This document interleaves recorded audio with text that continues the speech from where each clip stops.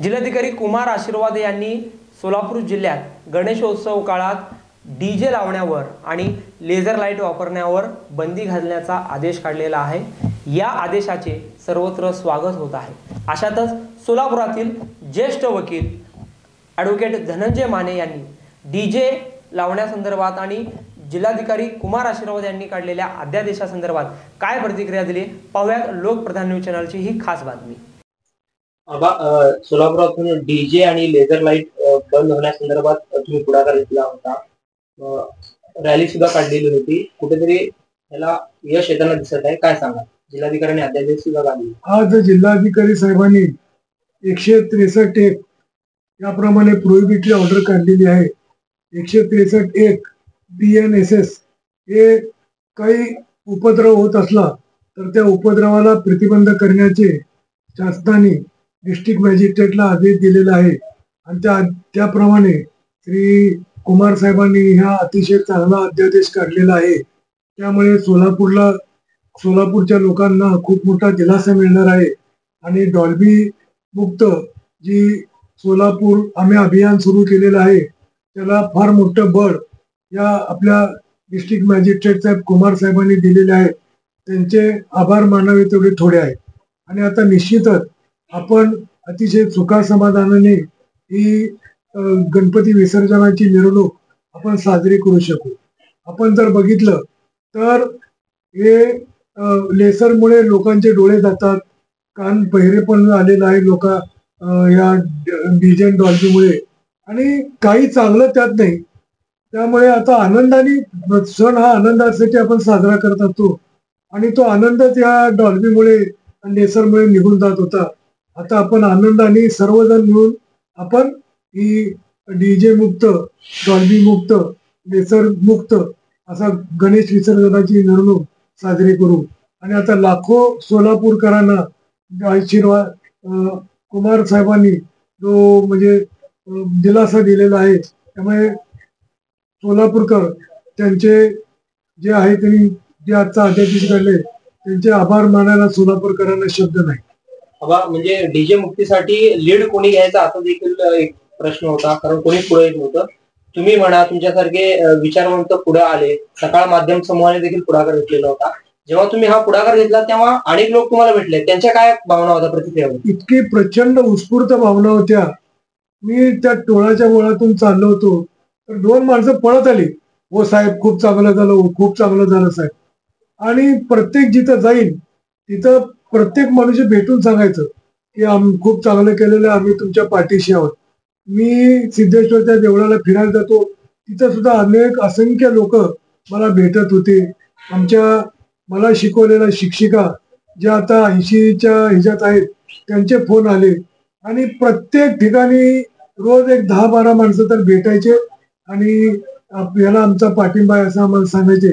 त्यामुळे आम्हाला ह्या आमच्या चळवळीला खूप मोठं बळ आलं आणि डॉक्टर लोकांनी जो मोर्चा काढला आणि या डीजेच्या जे भयानक परिणाम आहेत त्याबद्दल सांगितले आणि एकंदरीत सोलापूरकरांना मी नेहमी म्हणतो ना की ही सोलापूरकरांना लागलेली एक कॅन्सर होता आणि आता आपण डीजे कॅन्सर मुक्त आपण सोलापूर झालेला आहे।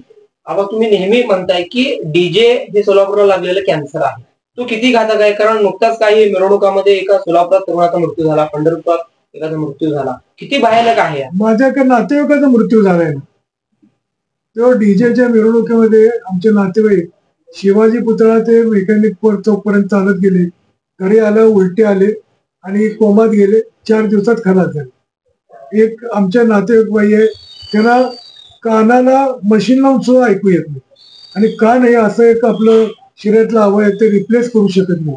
आपल्याला बायपास झाली, हृदयात काही दोष झाला तर आपण बायपास करू शकतो, दुसऱ्या कुठल्या पोटाचं ऑपरेशन करू शकतो, पण कानाला परत रिजनरेट करताच येत नाही। लेसरने कित्येक लोकांचे डोळे गेलेले आहेत, अनेक लोकांना त्रास झालेला आहे, लहान मुलांना त्रास होतो, जिथं मोठ्यांना त्रास होतो त्यावेळी लहानांची अवस्था काय होत असेल। इव्हन म्हणजे पोलीस खात्यातल्या पोलीस बांधवांना सुद्धा याचा खूप मोठा त्रास आहे। मला एक लेडीज कॉन्स्टेबल बाई भेटली, ती म्हणली खूप चांगलं केलं तुम्ही। त्या लेडीज कॉन्स्टेबल बाईंच्या 3 वर्षाची मुलगी आजारी पडली होती आणि त्या दवाखान्यात गेले, तिथं डीजे चालू होता, डॉल्बी चालू होता, ती मुलगी जी रडायला लागली ते डॉक्टर म्हणला मी तपासू शकत नाही. आता सगळ्यांची अशी अवस्था झालेली होती. त्यात चांगलं काहीच नाही हो.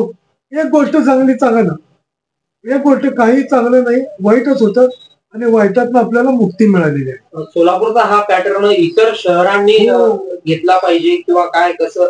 अनेक ठिकाणावरनं मला फोन आले, अनेक ठिकाणी मला श्रीपूरवरनं फोन आला, सांगोल्यातनं फोन आला, ग्रामीण भागातनं फोन आले, शहरी भागातनं फोन आले, लांबून लांबून मला फोन आले. पंढरपुरात सगळे मला वकील भेटलेले सांगत होते, सामान्य लोक सांगत होते. इव्हन चहा प्यायला थांबलो तर तिथं सुद्धा लोक म्हणत होते डीजे मुक्त चांगला, खूप चांगला अभियान केला, आता आम्ही पण चालू करणार. त्यामुळे हे अतिशय चांगलं जे घडलेलं आहे ते अतिशय चांगलं घडलेलं आहे. सर्वांनी या आम्ही जे अभियान चालू करतो मीडियानी, प्रत्येक मीडियानी त्याला उचलून धरलं, प्रिंट मीडियानी, इलेक्ट्रॉनिक मीडियानी, डॉक्टर लोकांनी, सर्व वर्तमानपत्रांनी, सर्वांनी हे उचलून धरलं होतं. आणि आता सोलापूर हे आदर्श म्हणून ओळखलं जाईल आपल्या महाराष्ट्रामध्ये. आता जेव्हा हे डीजे मुक्त किंवा लेझर वर बंदी घाला या संदर्भात तुम्ही आवाज उठवला होता, तेव्हा काही जणांकडे असं बोललं जातं की बाबा वर्षातून एक दिवस आमचे धार्मिक सण असतात, तुम्ही आमच्या मागं का लागला, का डीजे बंद करायला लागला?